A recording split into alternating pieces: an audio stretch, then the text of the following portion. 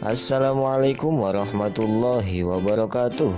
Sahabat virtual, perkenalkan saya Muhammad Zainur Rizki dari BSA kelas 3D akan mempersembahkan sebuah video yang dibuat untuk memenuhi tugas UTS mata kuliah Nazariyah Al-Adab dengan dosen pengampu Ibu Dr. Rizki Handayani MA. Mari sama-sama kita simak videonya. Pada kesempatan kali ini kita akan membahas tentang nazar. Apa itu nazar? Bagaimana perkembangannya? Apa saja jenis-jenisnya? Dan siapa saja tokoh-tokoh yang ada di dalamnya? Mari kita bahas satu persatu. Di Indonesia, nazar diistilahkan dengan prosa, sebuah genre karya sastra yang biasa disandingkan dengan puisi. Lalu, bagaimana nazar di kalangan orang Arab? Terdapat banyak perbedaan dalam mendefinisikan nazar. Letak perbedaannya yaitu pada penyampaiannya. Untuk definisi nazar itu sendiri adalah ma laisa bi syi'rin minal kalam al-masqul al-munammaq fahuwa la yutaqayyad biwaznin wala qafiyah. Ungkapan indah nan berkilau yang bukan termasuk puisi dan tidak dibatasi oleh sebuah pola maupun sajak, sebagaimana ungkapan-ungkapan yang terdapat di dalam novel, cerpen, dan lain sebagainya. Dalam sejarah perkembangannya, nazar mengalami perubahan dari masa ke masa. Secara garis besar, perkembangan nazar dapat diklasifikasikan menjadi 5 masa: masa jahiliyah, masa Islam, masa Umayyah, masa Abbasiyah, dan masa modern.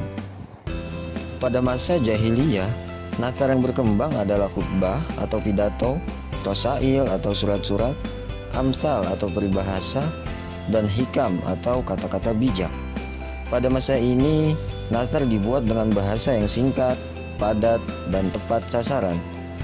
Sebagaimana khutbahnya Hani bin Qobisoh dalam pertempuran Dzikorin. Ya ma'syara Bakrin, halikun ma'zur, khairun min najin farur. Wahai kaum Bakar, kalah secara terhormat itu lebih baik daripada selamat karena lari dari medan peperangan. Pada masa Islam, nazar yang berkembang tidak berbeda jauh dengan masa jahiliyah. Hanya saja, pada masa ini, pembuatan nazar diawali dengan memuji Allah dan mendoakan kebaikan. Sebagaimana risalah yang ditujukan kepada Khalid bin Walid. Bismillahirrahmanirrahim. Min Muhammadinin Nabi Rasulillah ila Khalid bin Walid, salamun alaika. Dengan menyebut nama Allah yang maha pengasih lagi maha penyayang, dari Muhammad sang Nabi utusan Allah kepada Khalid bin Walid, semoga kesejahteraan atasmu. Pada masa Umayyah, nazar berkembang begitu pesat seiring dengan berkembangnya penyebaran Islam, di mana pada masa ini terjadi hubungan dan interaksi antara orang Arab dan orang-orang asing. Tentu saja, hal ini mengakibatkan bahasa Arab tidak lagi murni seperti pada masa Islam. Bahkan, demi menjaga kemurnian bahasa Arab, dibuatlah buku ilmu tentang gramatika bahasa Arab yang disusun oleh Abul Aswad Ad-Du'ali, yang kemudian dikenal dengan istilah ilmu Nahwu. Berikut contoh surat yang dibuat oleh Abdurrahman Al-Khatib kepada para sastrawan. Tanafasu ya ma'syarul kutab fi sunufil adab wa tawasaw 'alaiha billadzi huwa alyaq. Berlomba-lombalah kalian wahai para penulis dalam menghasilkan karya sastra. Saling menasihatilah kalian atas pembuatannya dengan hal yang paling baik. Pada masa Abbasiyah, nazar mengalami perubahan yang signifikan. Hal itu disebabkan karena dukungan para penguasa dan kemampuan personal yang dimiliki sastrawan pada masa itu. Nazar tidak lagi disajikan dalam bentuk yang nyata seperti khutbah, rosail, dan lain sebagainya, melainkan dikemas dan disajikan dalam bentuk fiksi sebagaimana novel yang sangat fenomenal yang sudah diterjemahkan ke dalam beberapa bahasa, yaitu novel Alfu Lailah wa Lailah. Pada masa ini pula muncul disiplin ilmu kritik sastra, terbukti dengan lahirnya sebuah kitab Naqdul Adab Asy-Syi'ri karya Ibnu Qudamah. Berlanjut pada masa modern, Natsar mengalami pembaharuan pada masa ini, seperti pendahuluannya yang tidak terlalu panjang, pemikirannya runtun dan sistematis, serta temanya sangat relevan dengan keadaan yang terjadi di masyarakat, seperti masalah politik, sosial, agama, dan lain sebagainya. Pembaharuan ini disebabkan karena munculnya para reformis dan pemikir-pemikir Islam, serta mulai dibangunnya sarana-sarana kebudayaan, terutama di bidang penerbitan dan surat kabar, di mana hal tersebut sangat berperan besar dalam menghadirkan kesadaran politik dan sosial di negara-negara Arab. Lanjut ke pembahasan jenis-jenis natsar. Ditinjau dari segi karakteristiknya, natsar dibagi menjadi dua, natsar adi dan natsar fanni. Natsar adi adalah sesuatu yang diucapkan dalam kehidupan sehari-hari, sementara natsar fanni adalah natsar yang dapat membentuk pengaruh terhadap pendengarnya. Dan jika ditinjau dari objek kajiannya, natsar juga dibagi menjadi dua, natsar non-imajinatif atau al-adab al-wasfi dan natsar imajinatif. Natsar non-imajinatif adalah natsar yang membahas tentang sastra, namun bukan dihasilkan dari imajinasi.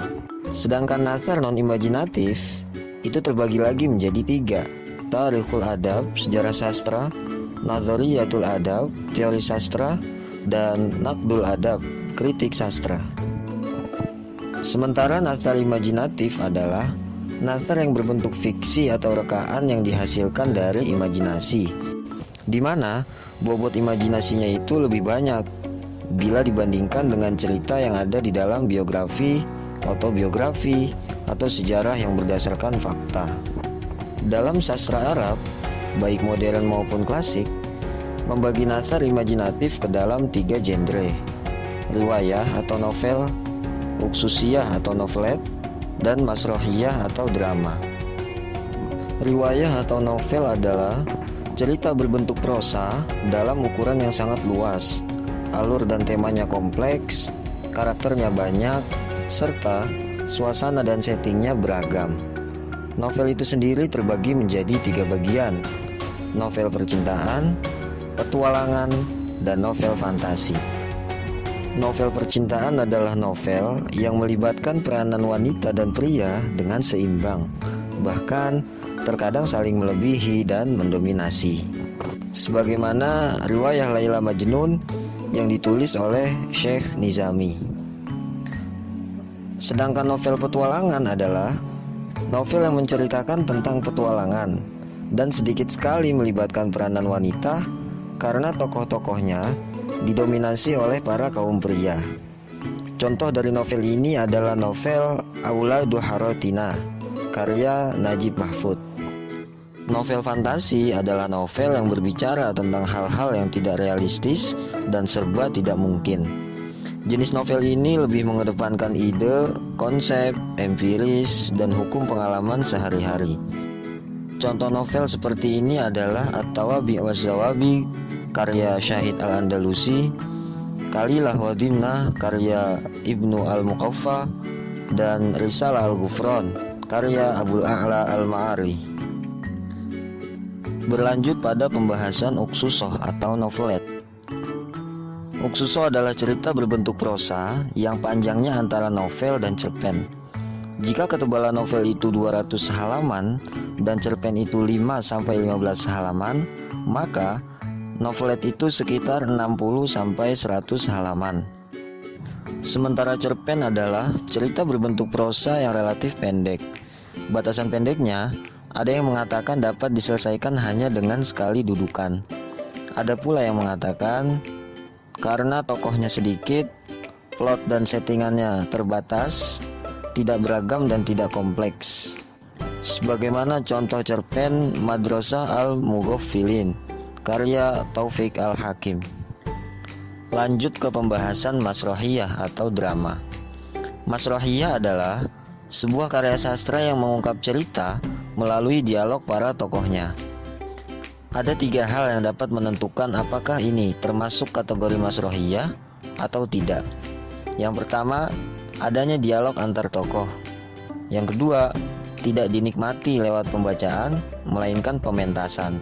Dan yang terakhir, berupa rekonstruksi sebuah kejadian. Lanjut ke pembahasan tokoh-tokoh Natsar. Berdasarkan perkembangannya, tokoh atau prosais dalam Natsar dapat dibagi menjadi dua periode, klasik dan modern. Berikut ini adalah beberapa prosais dari sekian banyak prosais yang berkembang.